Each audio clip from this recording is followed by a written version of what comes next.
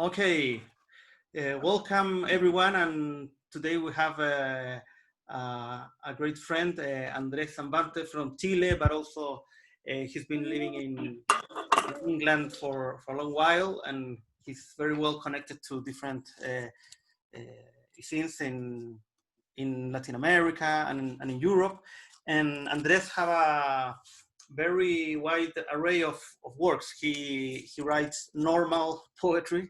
He publishes printed books, but he has also worked a lot in visual poetry, sound poetry, different projects. And one of these projects is Motor Nightingale with his close friend Martín Vaquero.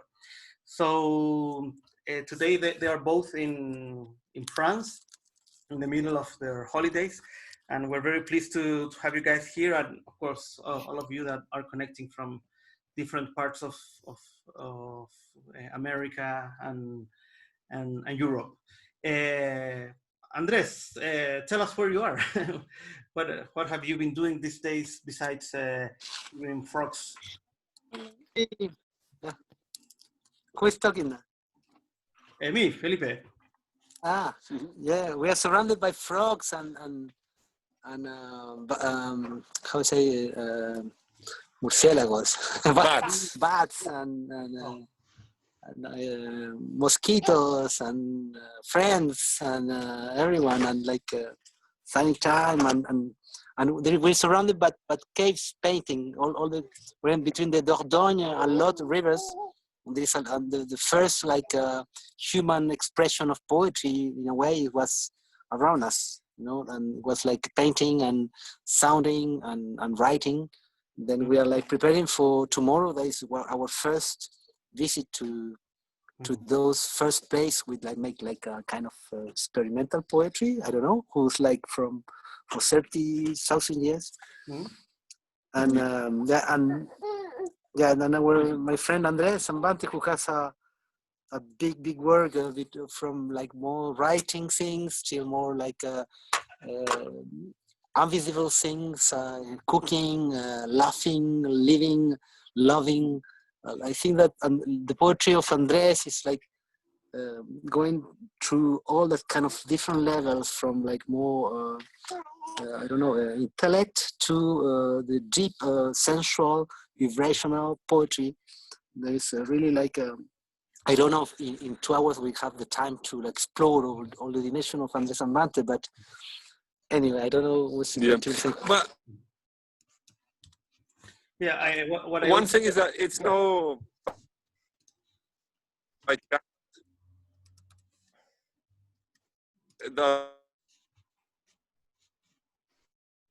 that we're here like in a land for some reason since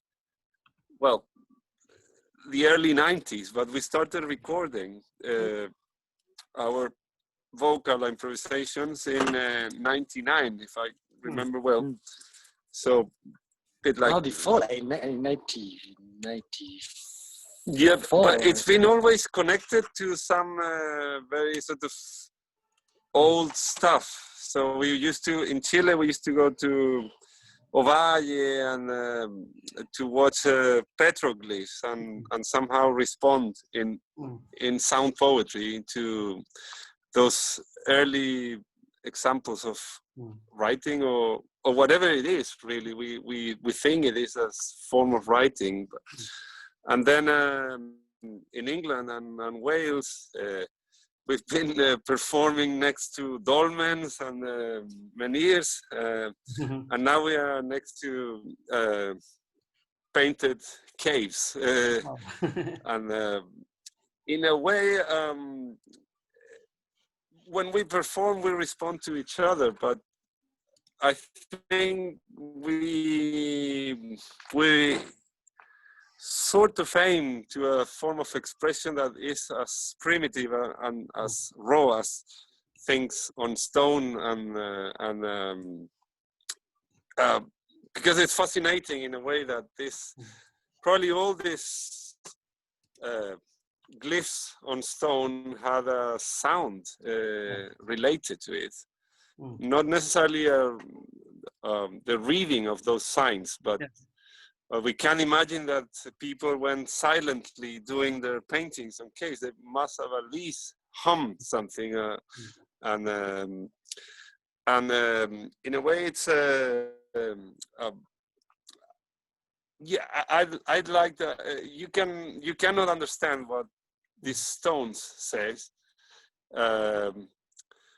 However, you can recognize that there's something being said or expressed or conveyed in those signs. Yeah. So I think our concept of sound poetry is always like something that should be recognized as signs, but we might not know the meanings or the way those signs work. And I also think that it's important this sort of raw and primitive quality of what we do, even if we put sometimes electronic effects and so, but the immediacy and the fact that anyone, I think, can recognize that there's some sort of linguistic thing going on, even if it's in a language that is lost or it's made up in the moment. And there's also, I think, another common point between you both, that Martin has worked a lot with children as a psychologist, and also Andrés, you have researched a lot about besides for, well, you're both parents, so you have that direct experience, of course, but you also have research. You wrote your dissertation about teaching poetry in a school to the kids. So I'd like to know, how do you relate to that playful dimension of poetry, or related to when you're starting to learn a language? How do you think it's related to what you do? I think that, well, there are different strands, because if you work with children, or if you need to raise children, you are very much a spectator of the development of language. And that cannot but be fascinating for a poet, because you see how children with few words can create already stuff, and find out and figure out how to produce language, following rules that they can recognize, even if they haven't been taught those rules. I think the key to that is the idea of play. I was talking about expression earlier on, but I think that might be a trap in arts and in poetry, because I'm not that interested in expressing things, but in playing with words. And I think that the children can be our greatest teachers in that sense. So that's one thing. And going in more into the way the teaching of language is formalized, poetry as I used to think that you couldn't really teach poetry as a form of writing, that you could show poetry to children and expect them to pick up from what they read. And after doing my dissertation, I thought, well, maybe we shouldn't read that much, because actually reading is badly done, and we project things that are not necessary on poems, to turn poems into objects that you can, objects of knowledge that you can teach and then test and so on.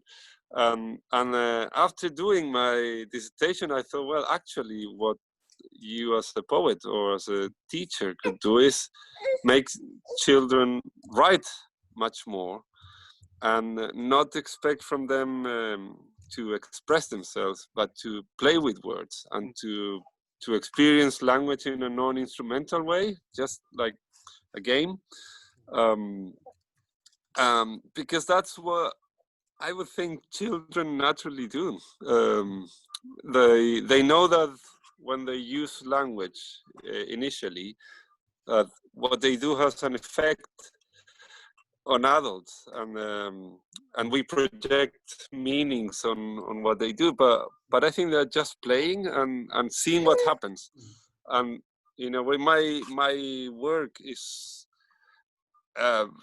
I think I've circulated through many sort of poetics, but I think at the end the fundamental thing is putting words together or pieces of language or sounds of language and seeing if what happens after and what type of effect you get from that.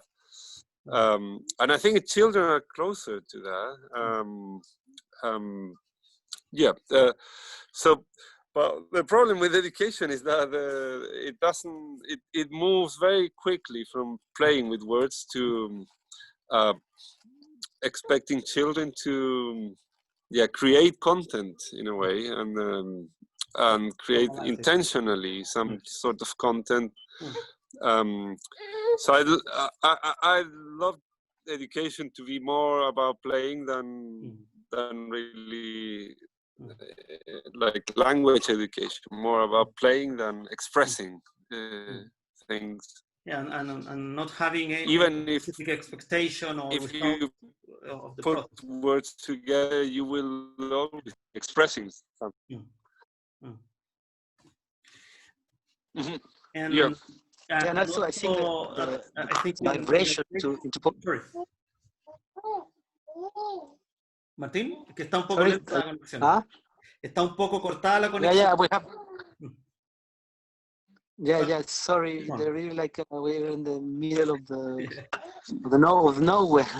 Then we're in a very primitive place. We're really primitive tonight, and then yes, Felipe, please tell us if in a moment there is broken connection also. But I just added to. If there's if the connection stop, I will put a YouTube video of Paul McCartney singing, and we can say it's Andrés, so there's no problem. Or George Harrison later. George Harrison. Later in the night, Fred Paul McCartney. Yeah. I wanted to ask you also. I think for you both maybe, but the idea of the expression of the message of the poem is something that appears at the end. It's not that you are thinking, I will write a poem about this or that, and you try to build it. I mean, things you can express something maybe unexpected. That I was thinking also a big part of your written linear poems usually have this structure that they start in some point and you make like a chain of modifications and you end up in a really distant place. Sometimes there are really short poems, but you always end in another part. And I like very much that structure because it's like following the way one thinks. You might be looking at the news in the computer and start thinking of, I don't know, something in another part of the world and geographical experience, and you end up talking about, I don't know, what you have to cook, or in the other direction. Can you repeat, Felipe, because the communication was lost in a moment. No, I was talking that the structure of a lot of Andrés poems, the written poems, are usually like sequences that you start in one point and end up in a really different place. Just like when you are following different reflections and one thing leads to another. So I think that structure has a lot to do with this idea of not having a planification of like a round content that you want to express. Just let it flow. I don't know if you agree with that. Mm-hmm. Yeah, in a way, I with written poems, I want them to. I like when poems leave you in a different place as when you started. Hmm. And I think that's connected because my sort of more conventional work is mostly composed during walks. I start walking, I see things, I hear things in passing. Even if I'm just on the page, I'm in a way walking from one theme to another, and with that pace, it's not like I'm speeding in a car or in a train. It's the walking pace. But it's also, I think it's also has to do with because in performance you are in the present, like responding to other performers, listening to them and trying to comment, go against what they say or what they are doing, or trying to do something in tandem with them. And it's very intuitive. So I used to write more conventionally, and at one point I thought, well, there's no urgency in creating a sort of structure of words. It needs to have some sort of immediacy, and it needs to be understood as something that has urgency. I think it's so that's the urgency you get when you're talking to someone or when you're performing with someone. So in a way, when I write, I might do some stuff and then try to respond to that as if it was myself who's asking questions, and so it's trying to take the performative aspects into the writing, and hopefully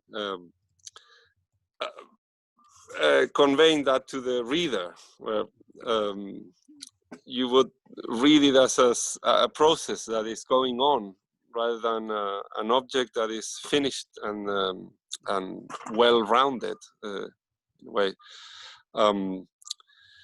But it has also to do with the fact that I live in a different country to my own country. I live in a world that's English spoken, and I like from that distance to explore things in Spanish, and it's always in the moment. Lots of your last poems have to do with the translations and the differences between a same word, and you have incorporated that into your poetry recently. That is difficult, that the idea that say Andrés and how the poetry, same is that it's written poetry or performed poetry or sound poetry. The process is like moving. You know, you're moving like walking or flying, or I don't know, or scuba diving. I don't know, but you are like trying to explore and to go like make a kind of connection between different meanings, that unexpected meanings in a way, and that kind of freedom into poetry is really beautiful. Also in the written poetry, Andrés, or sound poem or visual poetry.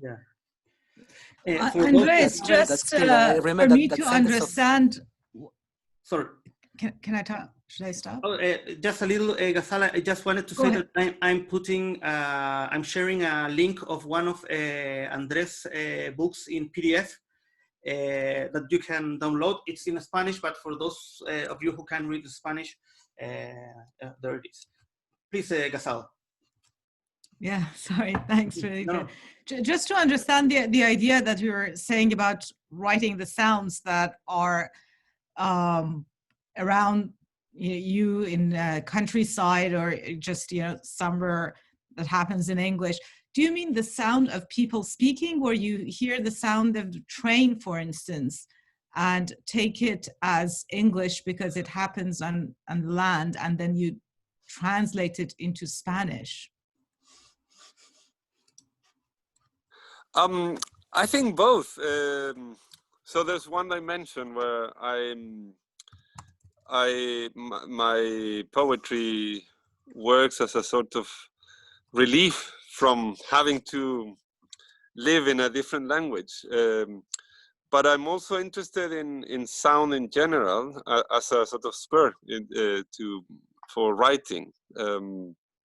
That's why, for example, we are now surrounded by this really weird frog that and I think whatever, if I started writing here, I should in a way that us. But as I say, we are always talking about different sort of sides of what I do, and the most sort of conventionally looking or sounding thing I do is writing verse, and I keep on writing in Spanish because living in England has given me this distance from where I can finally see and hear Spanish as a sort of foreign language, and it's a detachment that I really enjoy. But it's also a detachment that I'm using to explore the language without the immediacy of being in a monolingual culture as Chile is usually, where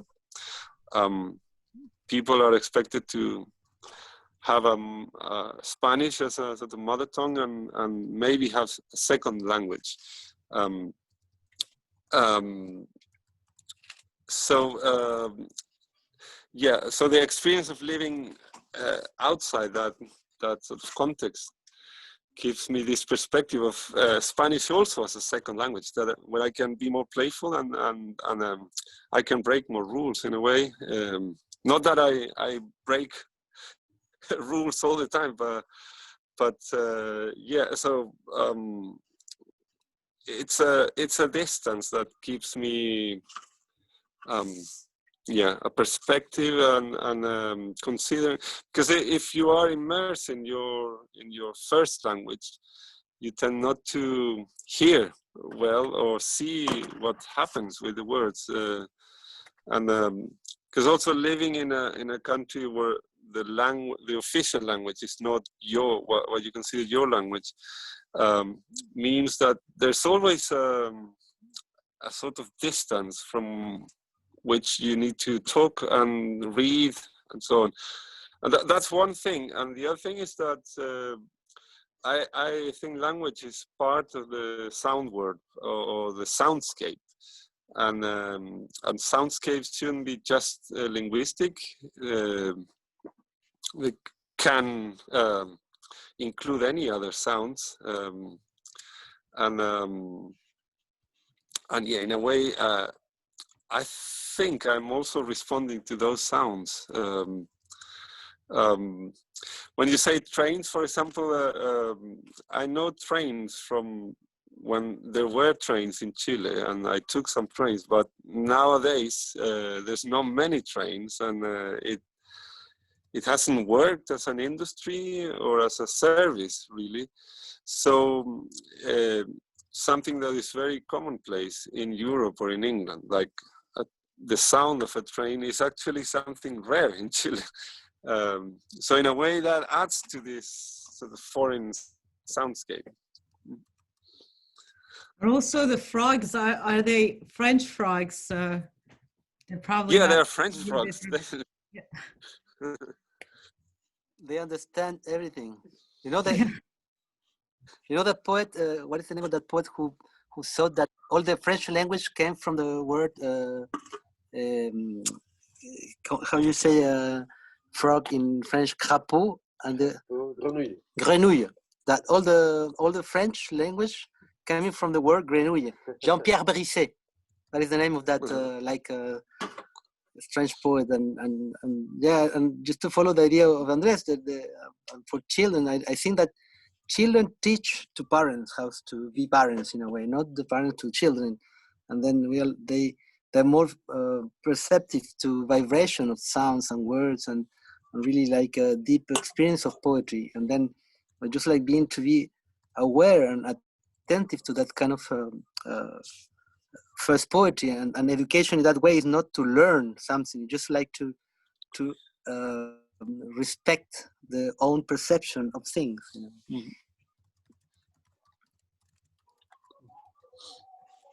And there are some dogs around, and some cats, and some friends, and some children.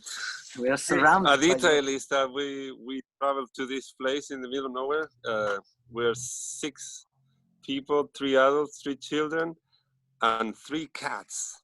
and another cat around. And yeah, so we travel on a train and on taxis with Martin's cats, and we have to look after them as well. by the way, I don't know. That is really, I keep. yeah. Go. I think that the latency today is longer. I don't know why. No, I wanted to say that there's this beautiful poem in the book I just linked to you, and I was thinking about this poem before you started to talking about the soundscape and all that. I would like to read it in Spanish, and maybe we can make a little translation. It's a poem called Por ejemplo.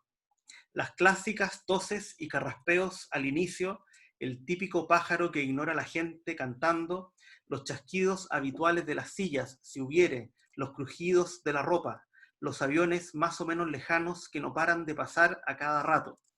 Todo aquello constituye hoy en día un minuto de silencio guardado en un acto solemne.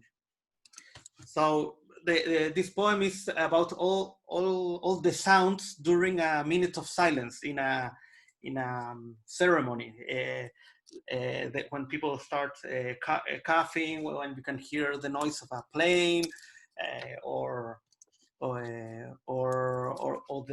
the chairs, or a bird singing, and I love that because the minutes of silence is a very weird experience. They're always full of noise. It's like the piece of John Cage, and they're also very short. I guess we were talking about some sessions ago that they are usually like 30 or 40 seconds. They are never like 1 minute. So I like very much that poem, and it's like what you're talking. I mean, if you are reading a poem in this moment, all of that is part of what you're reading. I mean, usually we don't consider it, but it's part of what's going inside your mind. And also I like it because this is of course a written poem, but it's as other poems from you, a poem about sound, about music. You have lots of poems dedicated to that dimension. Mhm, mhm. How will Yeah, I thought once about this idea of keeping a minute of silence, and in a way, it's why people do it. It's what is meant to happen, and because there's never any silence, so we should concede that Cage was right. There's no silence. And we say a minute of silence, and people start immediately to cough, and immediately a dog is barking in the distance, or birds start, or there's a siren going on somewhere. So they work in the same way as the 4 minutes and 33 seconds. They just frame a continuum of sound. But I also thought, because what was researching in my dissertation was what uses actually poetry has, and in schools, at least in Chilean schools, poetry tends to be relegated, marginalized as either as a sort of relief from serious work, or it is used in ceremonies. And schools, in a way, think, if schools are entities, thinking entities, think that poetry is something that you do when there's some act or exactly. ceremony.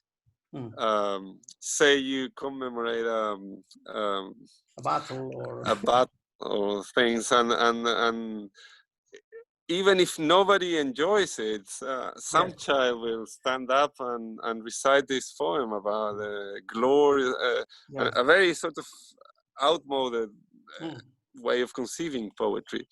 So minutes of silence have a similar quality to poems read in and I like that that they put people in a very awkward position as well, because you say, well, I need to keep silence, and suddenly you feel the urge to cough or sneeze, and suddenly you feel really uncomfortable in your chair, so you start making these noises, and so it's an interesting experiment. But in that poem, I had read that some guy, I can't remember who really, recorded minutes of silence and released them as a record. So, and obviously it's not a silent record, it's full of sound. Yeah, there's I think a record by Pavel Buchner that is some silence taken from some recordings from John Cage, that some silence between some pieces. So it's called 344, I think. And yeah, it's like that idea. And there are also other projects with silent records. Yeah. Yeah. Also, there is a short story by Heinrich Böll, this German author, called "The Silences of Dr. Mörke," and the story poses this interesting question, because there's a guy who speaks. It's a religious sort of. He's not a priest, but a very conservative Catholic in Germany, and he speaks over the radio. But he thinks a lot when he's talking on the radio, and they need to cut the silences when he's thinking. So there's a guy that collects silences of this Dr. Murky, and yeah, the plot revolves around the idea that he has a crisis, and he has recorded one speech where he says God, and he thinks that this, every time that he says God, it should be replaced the being that we all adore. So he records that thing again, but yeah, it's a fascinating world of because at the end, silence, unless you can create a digital silence where nothing will sound, but when you put on that record, you will be hearing the ambient noises. So, and a lot of poetry in my youth seemed to be like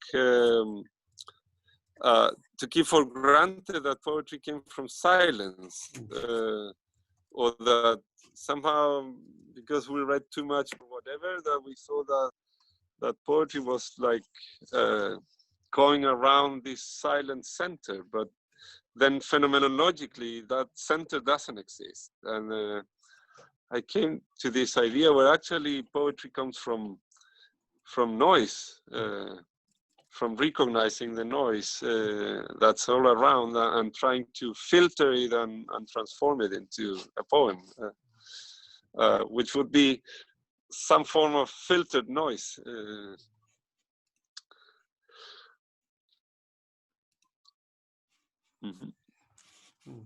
But by the way, I hope you're not offended, but I put the poem that that I just read in a Google translation. I mean, it's kind of offensive considering there are a lot of good translators here.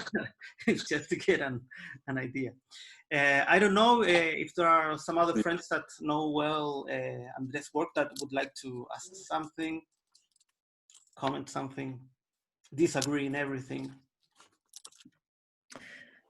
I'm really interested in the conversation and what what you were saying about poetry coming from noise, and also thinking back to that earlier idea about the relationship with stones.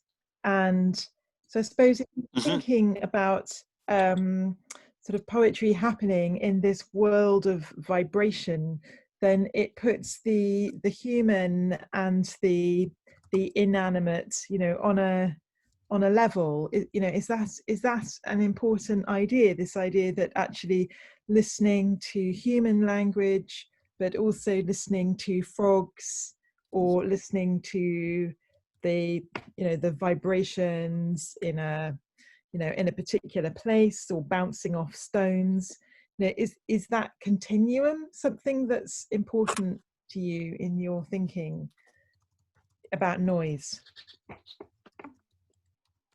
Yeah, definitely.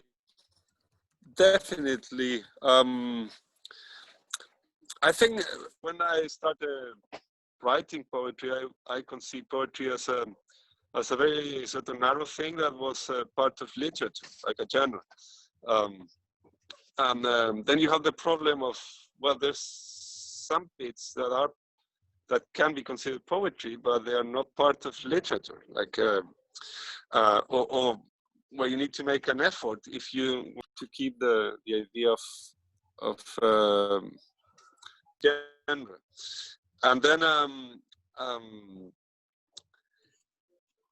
at one point I thought, well, it's if I'm on with this idea of playing and of making things with words rather than, then it's much more interesting to conceive poetry as a much more as a wider thing. Well, the literary poetry would be one aspect, but then sort of any play, game, or composing with the sounds could be. Now I started thinking, well, maybe it's just not words, but also the vocal sounds or the sounds you use to build words that can be considered as a form of poetry, like playing with those elements of sound. And then, well, if you are considering bits of sound that might be vocal or linguistic, but they are not actually, they're like more closer to other animals' sounds. Well, why not other non-animal sounds? Because the word is very noisy, and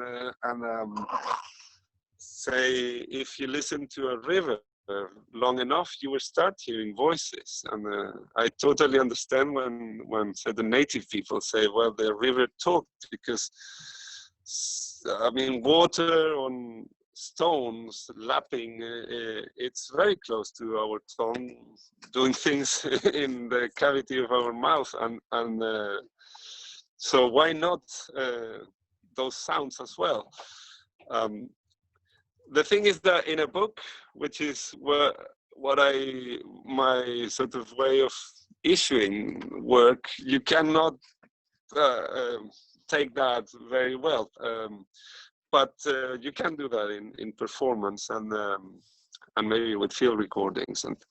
But yeah, I totally think there's a continuum there, and maybe it's good to start seeing poetry as not just human, as a whole sort of cosmic endeavor where it's about making things with sounds and signs in a way.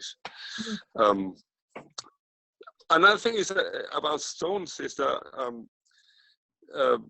if you explore prehistoric works involving stones, they seem to be mute, but there's always some sound aspect of it. Their stones are placed in a way where they echo each other, and so they are somehow devices for producing sound, or for bouncing sound, human sound,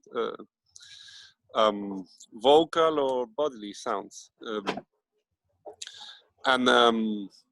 Yeah, so totally with that idea of extending the realm of poetry towards even what is not human or not even animal. Yeah. Yeah, great, thank you. No, that's really, really interesting. And I mean, also what you were, when you were talking about frogs, it was reminding me also of May Bursenbrugger. I don't know if you know her work, Hello the Roses. She has a fantastic poem about DJ frogs. And it's a bit kind of anthropomorphic, but not really. She does it in a really fascinating way. So I'll write her name up on the chat. But thank you. No, really, really interesting. And the other side of that too is that if there's this sort of sense of non-human noise in stones and animals, it's that's also extendable into the electronic sort of manipulation of sound, and so you're constantly thinking about that sort of boundary of the human. Yeah. Oh, thank you. Yeah. The usual reference for frogs is Aristophanes, where there are some frogs, like the mimicry of frog sounds.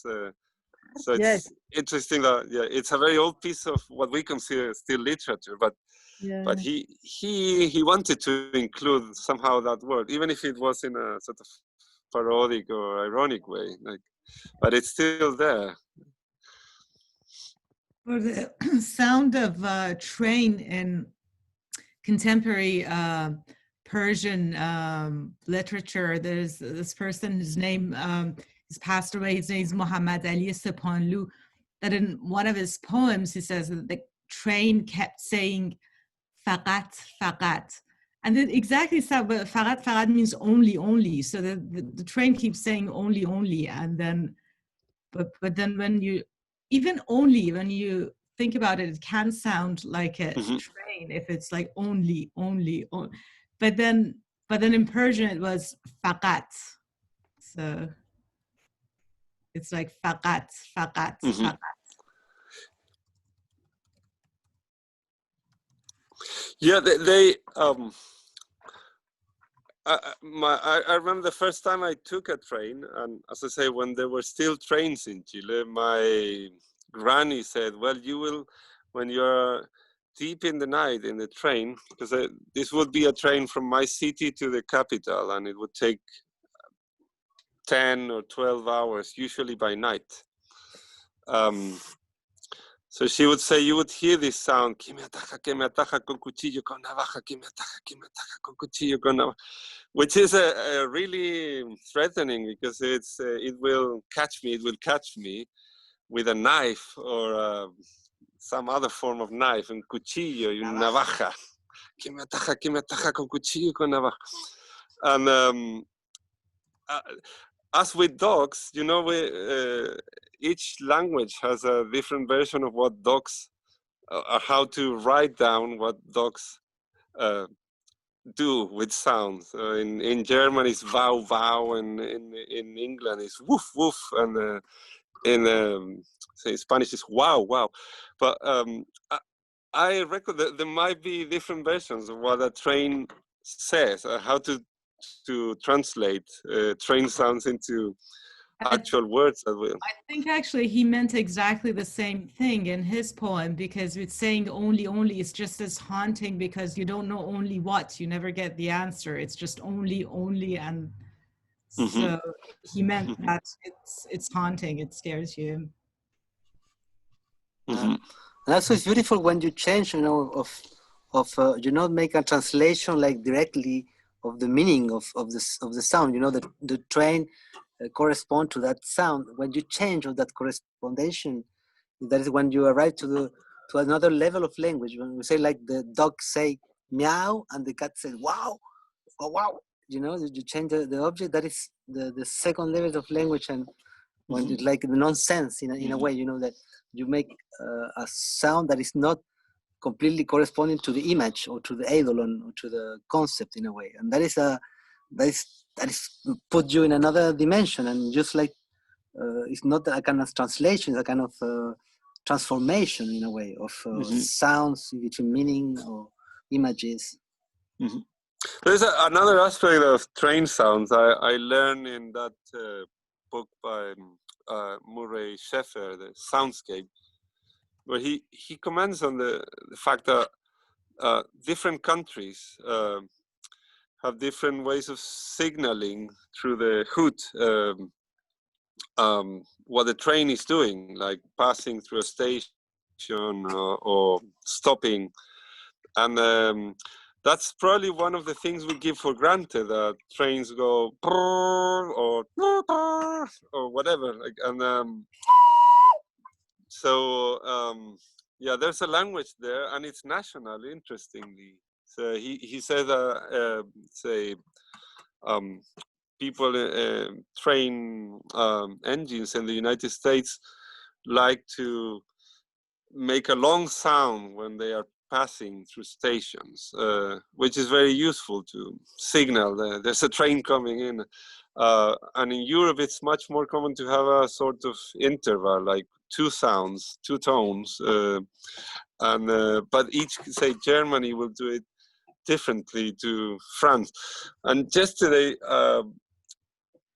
I heard a lot of train whistling because we are in this region. We had to take a train we didn't expect to take, and it's a region full of hills and tunnels, so somehow they feel the urge to do a sound every time they enter a tunnel. And yeah, I was wondering if in other regions where there's lots of tunnels, people do the same thing. But in a way, yeah, that's what the French driver gives for granted, that you need to do two sounds each time you enter a tunnel, and it feels like that's the way you do things. But then, yeah. But there is another different, wonderful thing is you put like two different like contact microphone, like piezoelectric things in a surface. One, because you know the piezoelectric can be microphone and speaker at the same time. And if you decide that one is a microphone, another a speaker, and you put only one sound, like little, like only one attack in the microphone, the reverberation arrives to the reception, like all the noise around, like.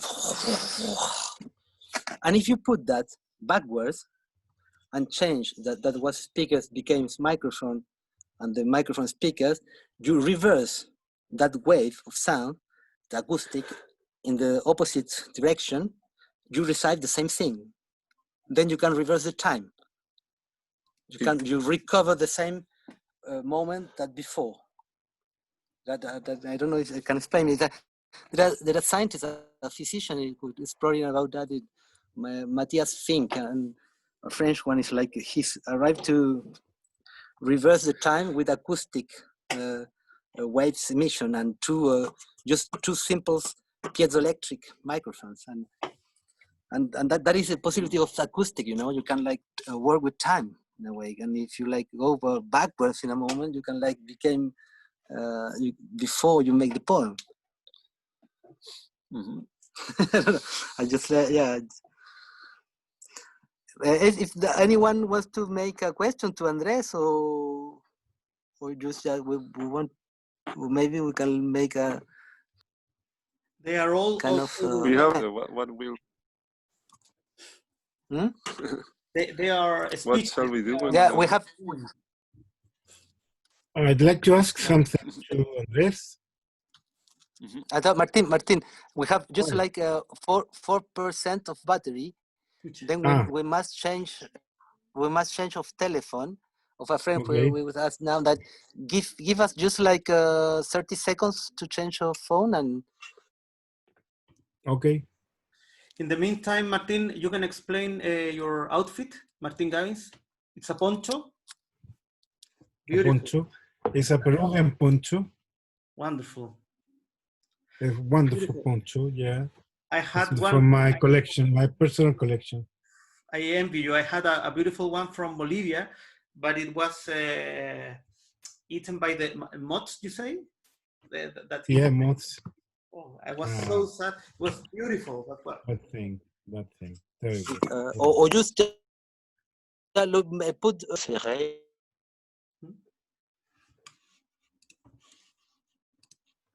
And a question to Spanish-speaking crowd: what's the sound of frog in Spanish? Sorry? What does frog says in Spanish? What's the sound of frog? Croar. Croar. No, the sound. Croak, croak. We say Crack. Yeah.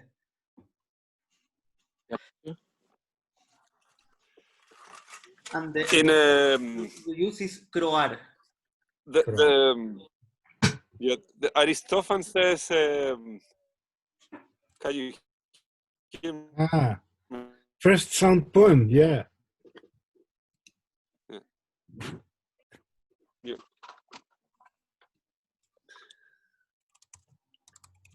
Do you have that one there, Andrés? Let's read it. Yeah.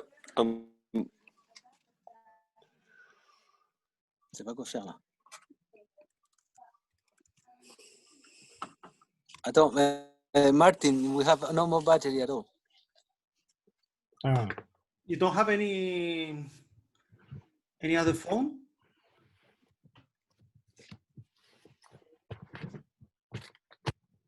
So I guess we'll have to think in the plan B and put the video of Paul McCartney. It's coming.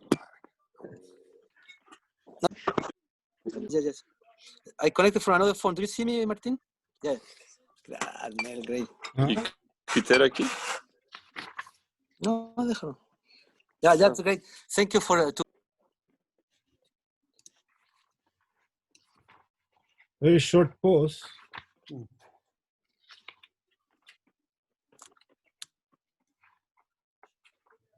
Great. Thanks, Armel. So, Martin Gaines, please. What? Well, you know, Martin is a lawyer, so he's preparing his speech. It's about what? Because you're a lawyer, you are preparing your speech. No, using I'm lots not of books and all that. Yeah, sure. Yeah, of course. That's the one. Yeah. With a magnifier. Great. Yeah. Did you listen nothing at all? Oh yeah. No. We just like recover a new phone to receive your emission. Where did we lost each other? We were talking about Martin's poncho. Okay. Martin want to make a question. The frog poem. Martin, where are you? Martin Gaines. I am. Yeah. Where is your home, Martin Gaines? Where the heart is. Where the people is. Where are the people?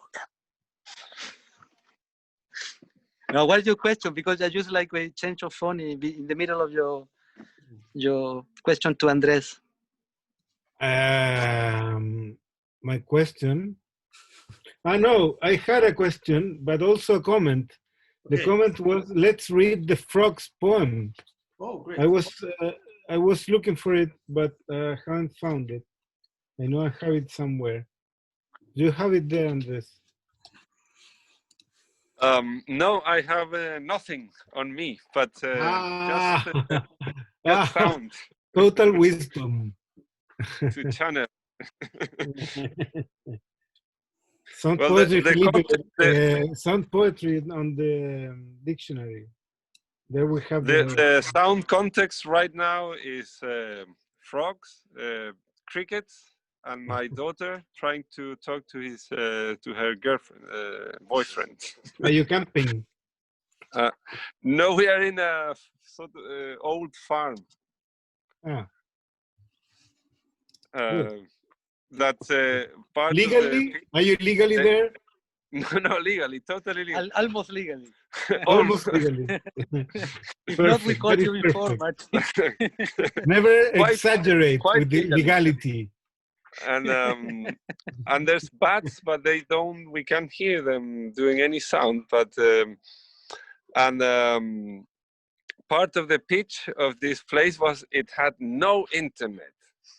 No internet. But there is a bit.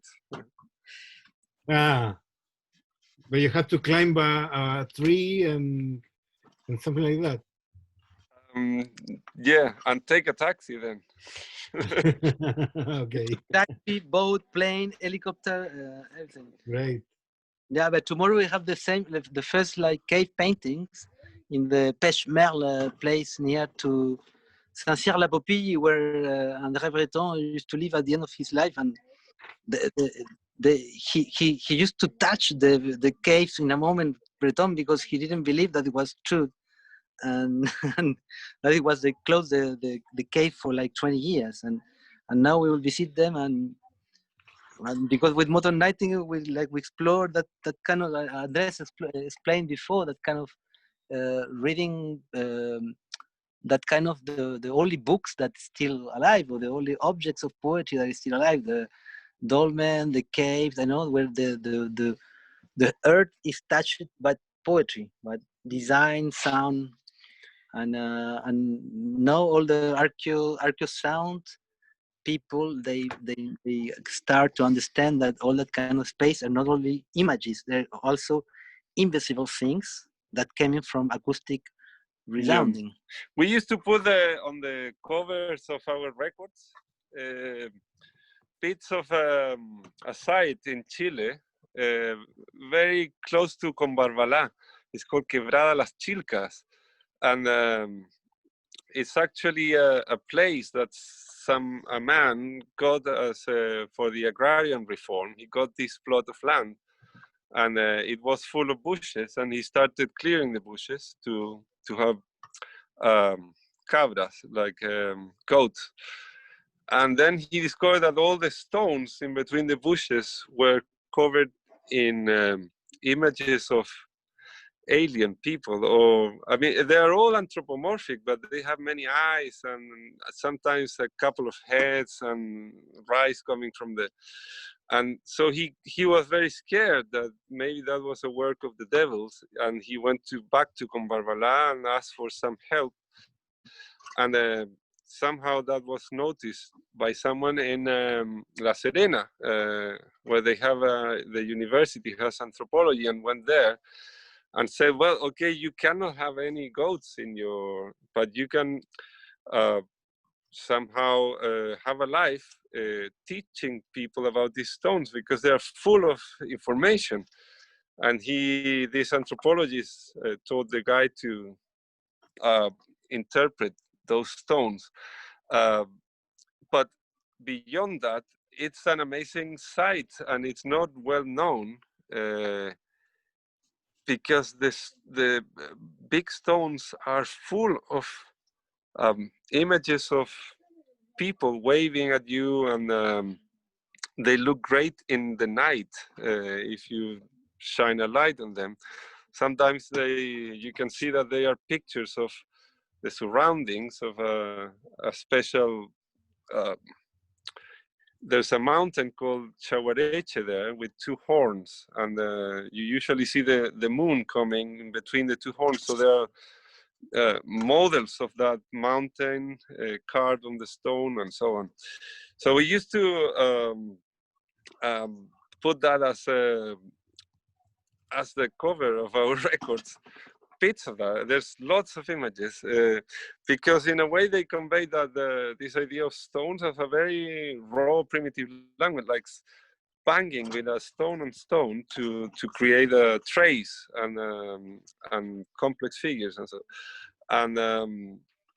And also because they are quite noisy and in a way they are not silent. These stones are so full of signs and we record something in Saint-Pierre-des-Quiberon with you have like it's like Karnak with all the kind of lines of rocks looking at the sunset, but there is some little gardens.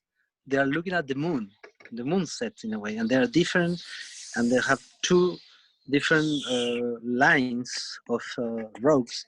And we put some microphone to the rocks, some stethoscope microphones, and we recorded that the connection and the sounds and the echoes that we make of between the rock and at the 5 a.m. between 4:30 and 7 a.m.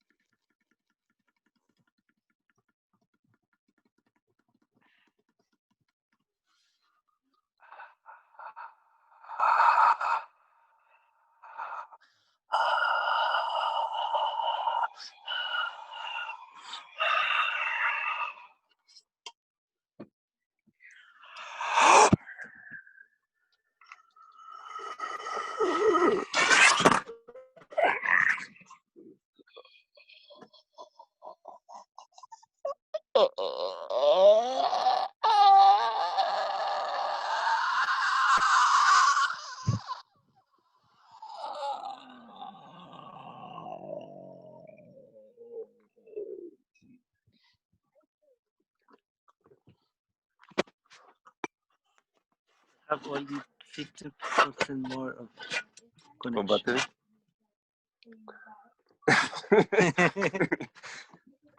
You need to connect your phone to. No, it's still working. Yeah, that is the preconception for tomorrow caves. Maybe tomorrow we can make another one, like with the experience. That is the pre-experience of painting with sounds. And I don't know how you can like read a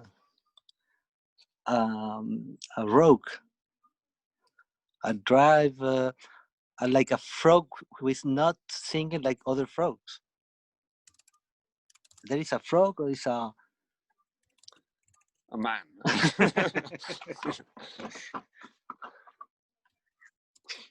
Well, the thing is that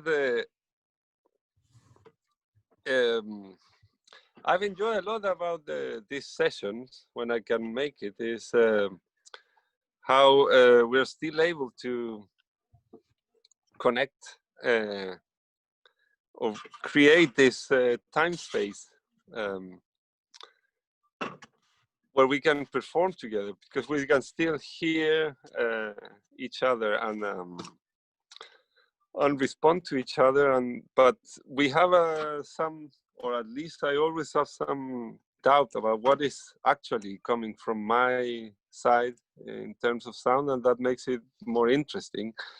And I think that being this such an international group, it's when we start performing together and laughing about things that we are actually communicating, the things we are always trying to avoid. Yeah. Jose Epicure said that you have to philosophy and laughing at the same time. Yeah. What do you think, Thomas Avlik? What do you? Yes. Hello, Martin. Hi, Thomas. Hi. I really love also the circuits drawing from the cave paintings, like beginnings of human civilization into our century. One can say to the post-literary emoji century, where also people are beginning to less use written words and more communicate during emoticons, drawings in SMS and chats or something like that. And I wanted to ask you, how important is it for you to write things down, like when you see these trees, they can be a pattern, or the stones lying in a row, that it gives notes of a music piece. And I don't know, maybe also some of the cave paintings are like readable poems and so. And I myself, last time I wanted to show you, Martin, because it fits so well. I made a book with 160 pages of this asemantic cave Wow. poetry and novel. And Wow. Fantastic, Thomas. Beautiful. and it also, I believe, it gives a little bit a narrative, but there isn't, and it took me a while, and so on and so on. I can all send you also a PDF of it sometime if you like it. Maybe we can translate it back into voice. I tried already with a few, and I'm at the moment at the work to make some small clips while translating the pages, but it doesn't matter now. I wanted to ask you how important the writing down of this mirroring of nature or patterns or sound poetry in general because maybe for me it's often is like that I'm not writing down something audio work before it builds up during recording more often. But I think it works at different levels, in the sense that, for example, in this site I was talking about, there's a rock that is carved like the mountain you see in front of it, and there is a very abstract figure of a llama. And then if you look at the mountains, you can see they made a massive figure of a llama. So I think that you can respond to. So there's a massive hieroglyph as well, and I thought, well, I could only see it through. I didn't have binoculars, so I had to watch it through a camera and using the zoom. So the image I was seeing, I couldn't see with my naked eye. Was all mediated. So while not mediated, because the experience was very interesting to recognize a sign from a very old time as a llama, as a sort of ideogram, and probably with more meaning than just the animal, because it's an animal that gives a lot, wool and milk and so on. But so at one level, it's a great topic to write a poem about. Like, I saw the figure of a lamb through a camera zoom, whatever.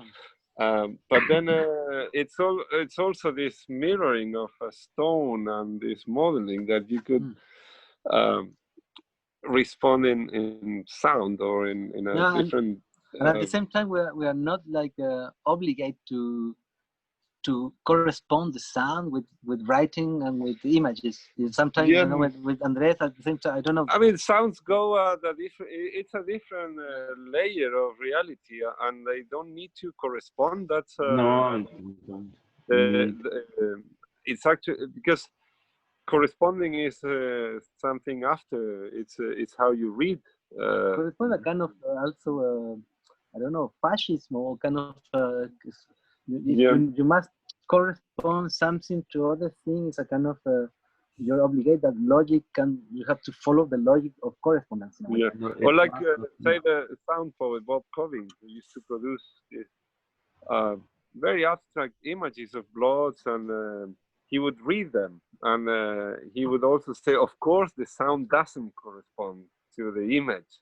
I mean, it's a reaction to the image, but it's not it doesn't represent the image in any way, or it's not that connection. It's just what it maybe makes just you do. One way of the method.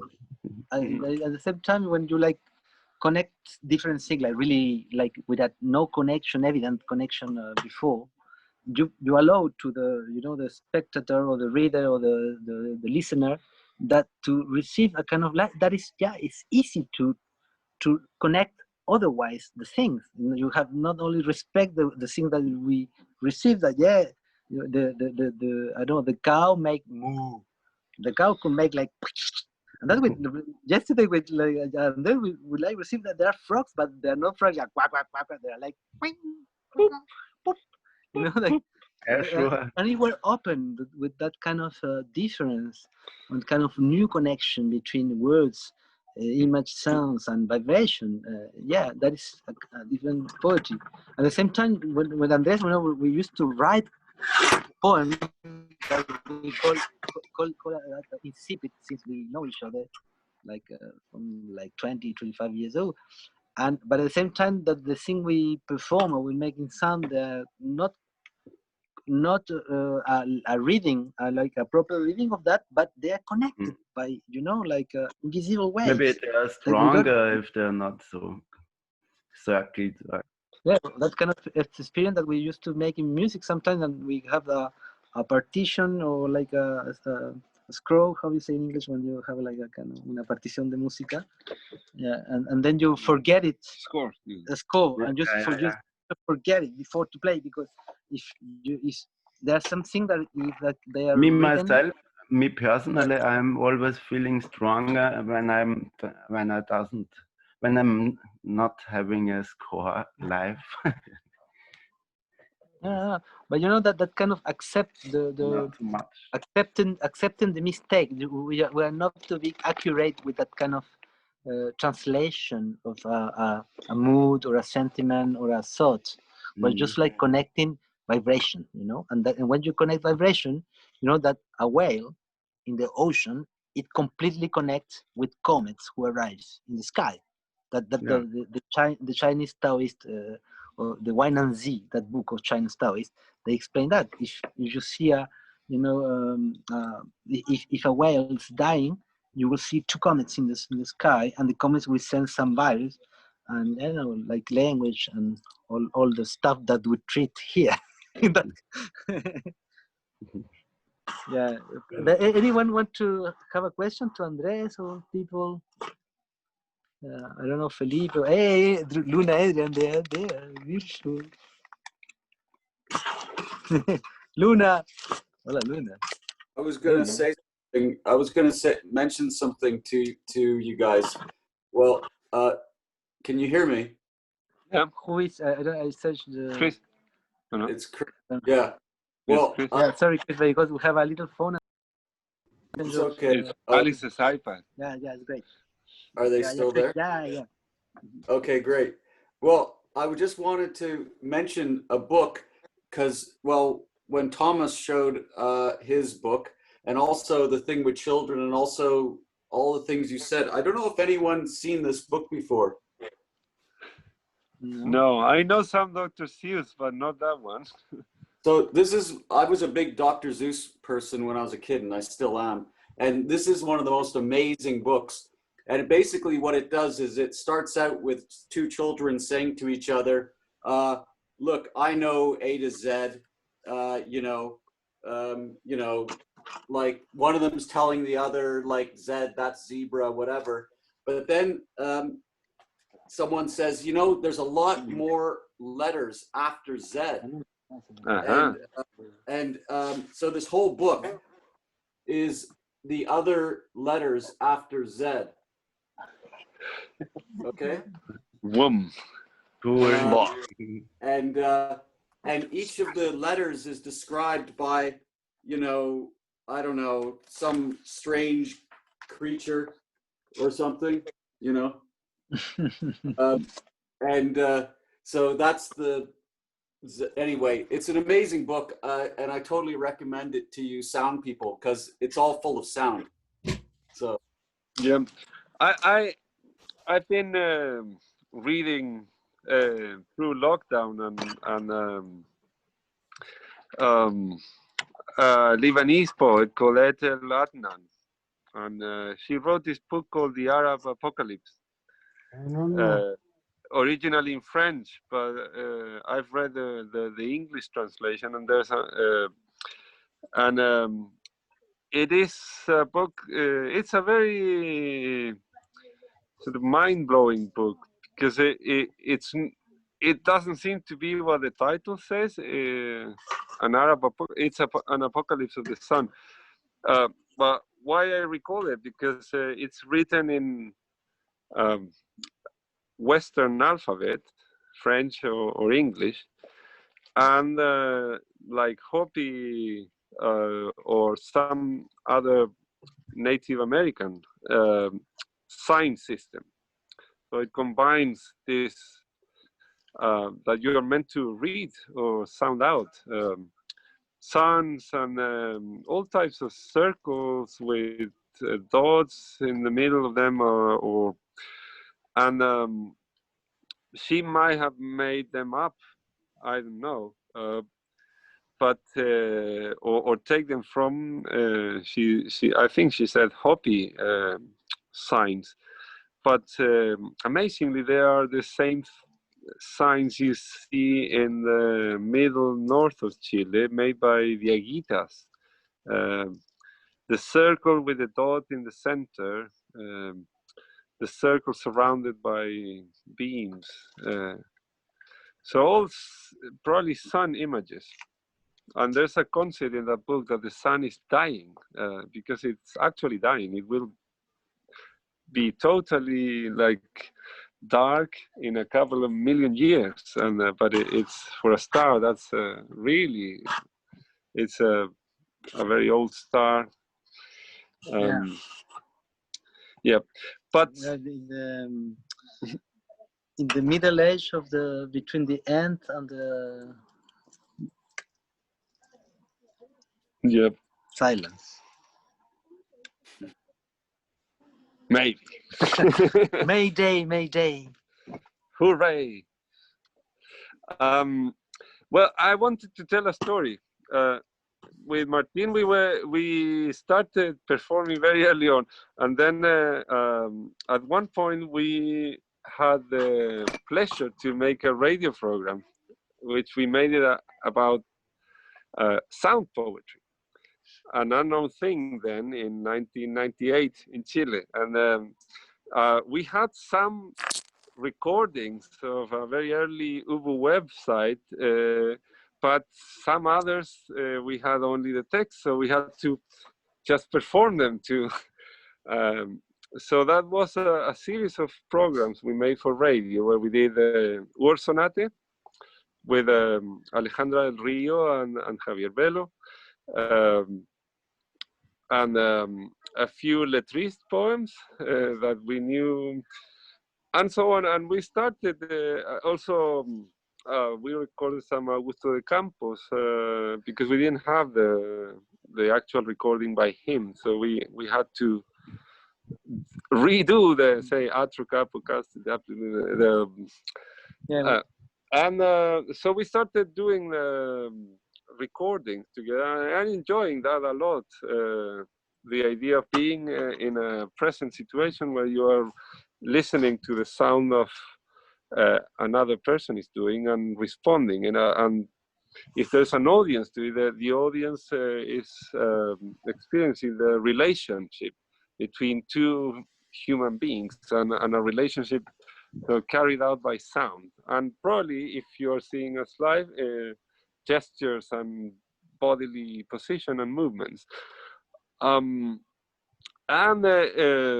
we met once a long time ago in Paris, and there was a festival going on where we saw Jap Blanc and a series, Paul Dutton, and in the middle of that, Bob Coving died, so we had to be the messengers to all these old sound poets, the same generation as Bob, like Bernard Haitziek, and tell them, actually, you know, John Giorno was there, and we told them, actually, Bob Coving has just died, and I reckon they all felt very old and fragile,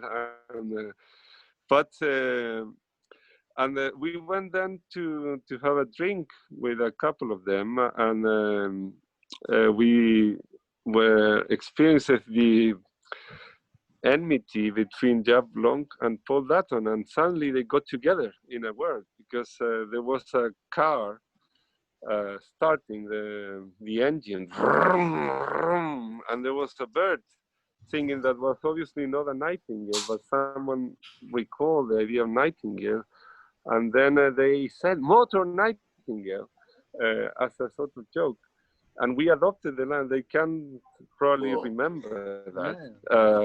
So we said, well, that's the name of our duo. So we've been doing Motor Nightingale for almost 20 years, doing some recording. And Motor Nightingale is not a personal project. It's an engine. It's a motor. So we invite you right now to how do you say, engage with a motor and yeah, connect your throats and or other sound making devices to this motor that is also a bird, and the bird that actually is the king or queen of singers in the patheriform sort of genre. The kind of connection between motors, like electric system of human transmission and the nature pure sounds. that kind of like playing with lips and blowing and winds and water and all kind of earth and I don't know, fire. Rub it.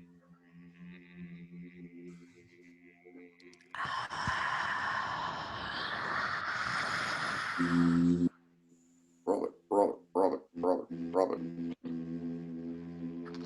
Rub it, rub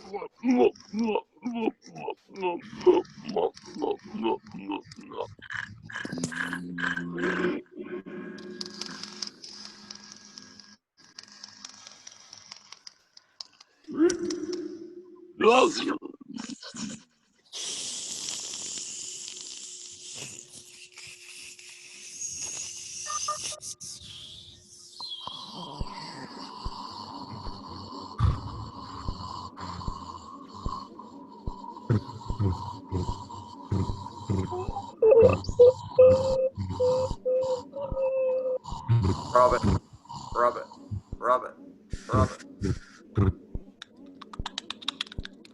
Rub it, rub it, rub it, rub it.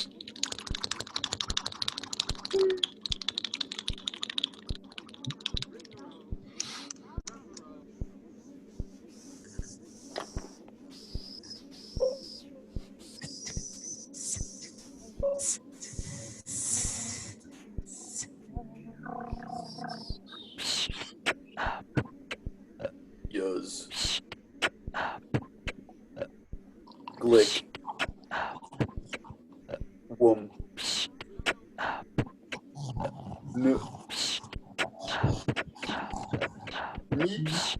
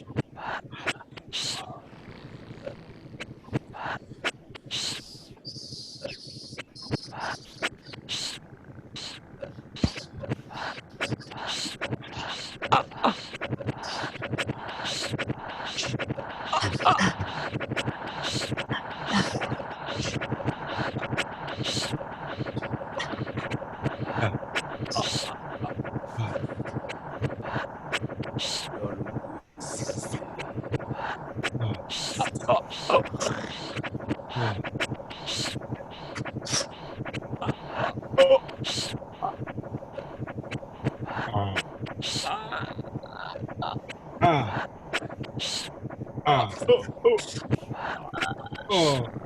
Ah.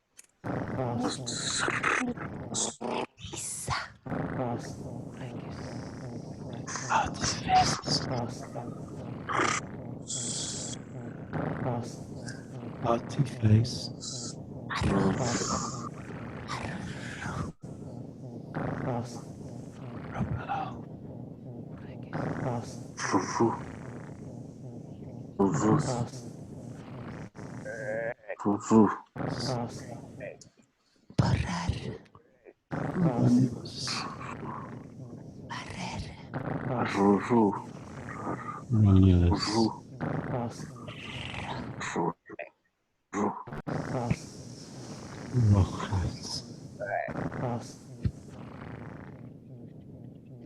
Roger.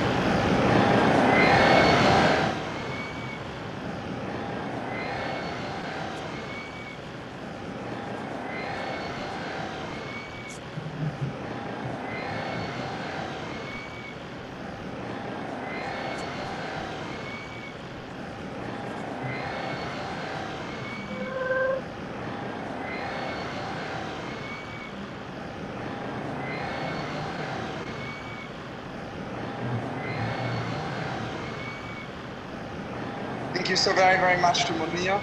I've now got the credit that is important message to the artist who divides her family in Lebanon, France, the United States. Divides her family in Lebanon, France, the United States. Adele has been actually London at the second time about a month ago.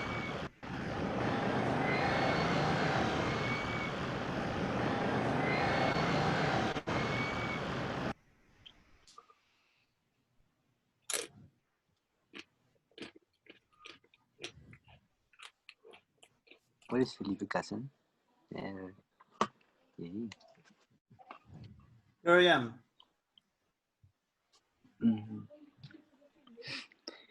Bravo. Bravo. Excelente.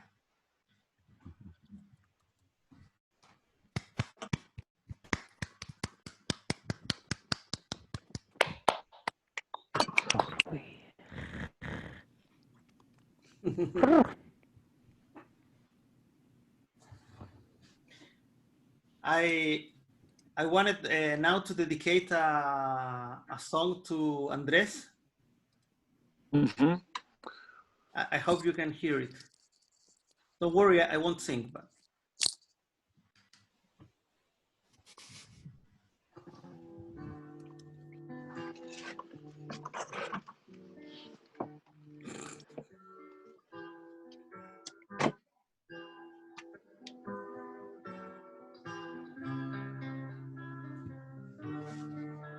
Louder, Felipe. We don't listen.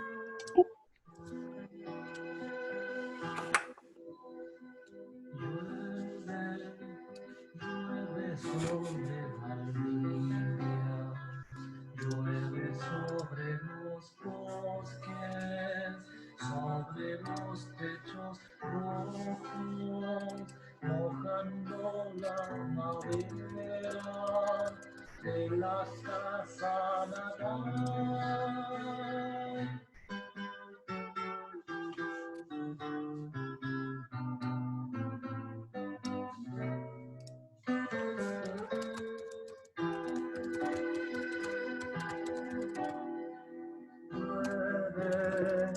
Llueve allá en Turiñango, la señora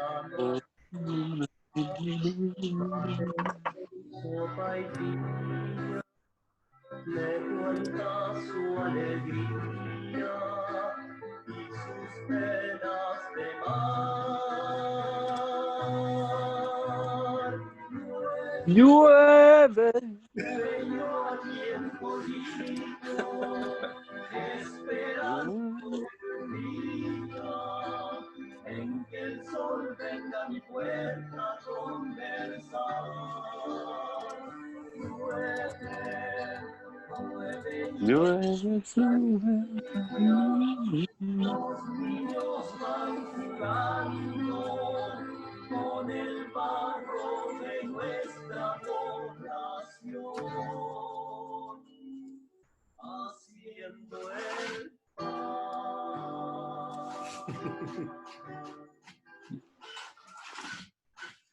Well, that was a little homage to Valdivia, Andres' birthplace. And I was very worried because in this conversation, we haven't talked very much about Valdivia. Every time we talk with Andres about anything, he always ends up talking about Valdivia. So say something about Valdivia, Andres. We can. We're all from Valdivia. Yeah, exactly. Martin can talk. He's an honorary Valdivian. Oh, They expulsed me like 3 times, but I will take again. Yeah, friend. I don't know. What do you want to say? Something before we are cut up? Ana Maria. Love you. Huh? I want to say that we love you. Yeah.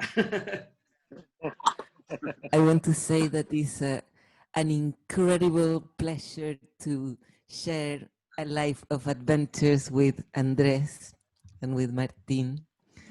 And I wanted to say to Andrés that, yeah, kind of thank you, because I don't know anybody in the entire world that has so many stories, and that's so amazing. Every time you spend time with Andrés, you learn something, and it's so beautiful.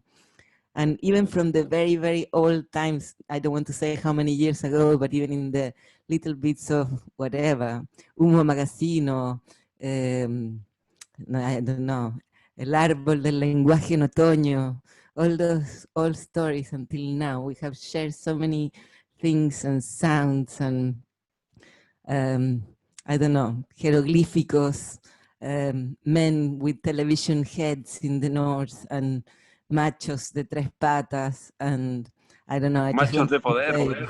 Macho de poder. among the noise of the Sandillones cactus. No, lots of love and lots of noises and many more. Yeah, yeah. Keep on Yeah, keep on sounding. We're opening a Keep bottle on of standing. wine from the odd mid-dog here to share with you before to go to painting caves. No, but let's talk tomorrow. Maybe you can make a special after the caves for Yeah. to tell you what happens after Yeah. tomorrow. Enjoy the caves, man. I've been there. Enjoy it. Great. Magic, Yeah. man. Total magic. Yeah. Yeah. Yeah, will be with us. Well, and next week we'll have also lots of you, Jessica Puyol from Catalonia, England, and Chile at the same time. But now she's in the States, even more. Yeah. And well, another thing I wanted to tell you is that we're really happy that this chat we have is very strange because it's working good. I mean, I don't hate it. It what happens with all the chat groups. At least for these weeks, it has been wonderful to share news and videos and sounds and events that everyone is doing. So it's great that besides this weekly conversation, we are also sharing interesting information. I mean, we'll need it, and it's very difficult sometimes to know what's happening in other places. So let's keep it that way. Yeah, that is strange because you know Andrés, after with all his family, have to return to England and make a quarantine because they should be to France and they like, after quarantine and all the hey Marcela. She was there all the time. No.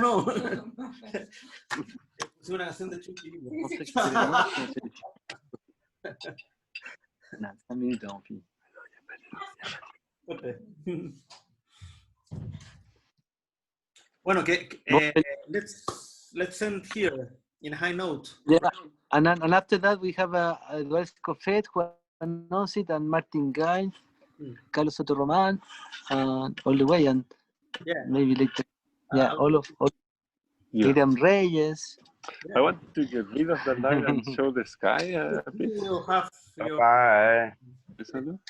Well, see you next week, guys. See you.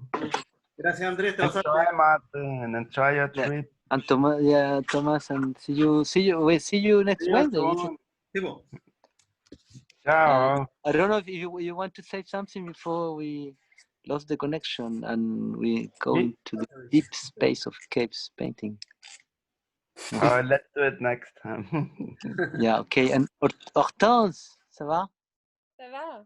Oh, Language is a virus tool. Tu es en Égypte, là tu es où, là? Moi? En Égypte? Non. Ouais. France. Oh, you look beautiful, like always, Hortense. Can you tell us? Hi, everyone. Did you see the comet or not? No.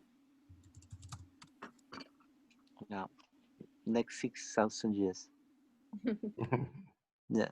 Maybe we are the comets in a way. Maybe the Earth is a comet and we don't know it about it. And we're traveling around it, you know. Our language is our combustible. The essence. Well, friends, I wanted to turn on the light and show the sky. That is an amazing sky to look at. Let's decide maybe after.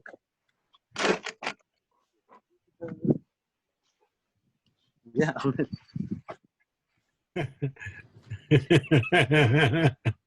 La raja.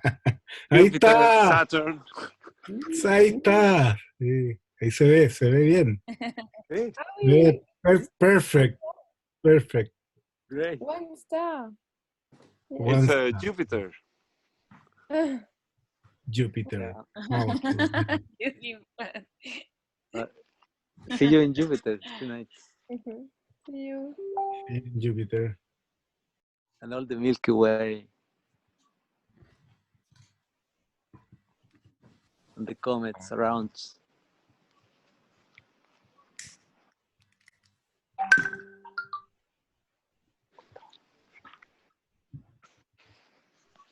Goodbye, friend. Goodbye, night.